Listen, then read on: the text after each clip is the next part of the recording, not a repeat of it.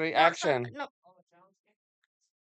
Olivia entered a baking contest at the community center. She baked a batch of chocolate chips cookies. She used her grandmother's recipe. The judge liked the cookies because they were soft, warm, and delicious. Olivia won the second place and received a blue ribbon.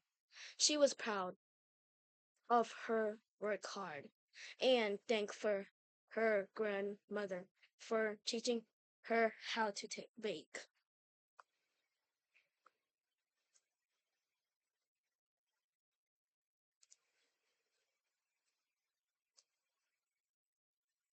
Where was the baking contest? At the community centers, What did Olivia bake? chocolate chip cookies. Why did the child like her cookie? Because it was soft and warm and delicious.